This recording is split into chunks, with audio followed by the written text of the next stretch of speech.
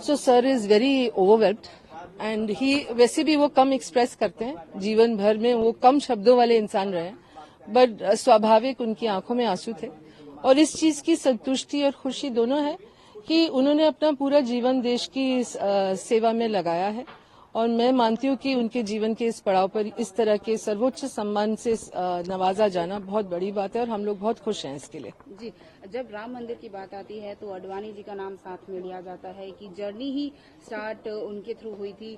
तो जब राम मंदिर में प्राण प्रतिष्ठान हुई, इनको इनविटेशन आया, तो उस टाइम पे क्या एक्सप्रेशन थे? बिकॉज उस टाइम पे इनका पब्लिक के लिए बहुत खुश थे। उन्होंने एक स्टेटमेंट भी उस समय दिया था, वो बहुत खुश थे। स्वाभाविक है कि उनके जीवन का एक ऐसा सपना जिसके लिए उन्होंने काफी समय से संघर्ष भी किया, उसमें मेहनत भी की, वो सपना पूरा हुआ, तो इसके लिए वो बहुत खुश हैं। जी, अभी जब पीएम की बातचीत हुई, पीएम ने खुद ट्वीट करके बताया कि मेरी बातचीत हुई है अडवाणी जी से, तो उस टाइम पर क्या बातें हुई? वो बहुत भावुक हो रहे हैं, सुबह से आंखों में आंसू है। जो अक्सर उनका व्यक्तित्व इस तरह का है कि कोई उनकी प्रेज करता है तो उनके स्वाभाविक आंसू आ जाते हैं आंखों में।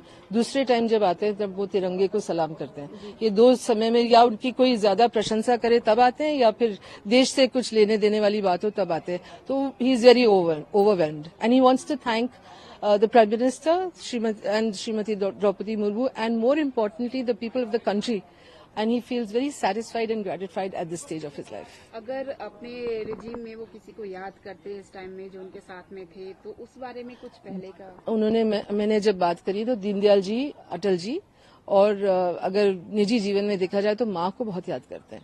माई mother was a great source of strength and support to him. न केवल राजनीतिक जीवन में, पारिवारिक तो था ही, राजनीतिक जीवन में हर समय उनके साथ रहती थी। तो जब से माँ गई 2016 से, तब से I have tried to fill in that gap, but of course माँ वाज माँ। Thank you very much. Thank you.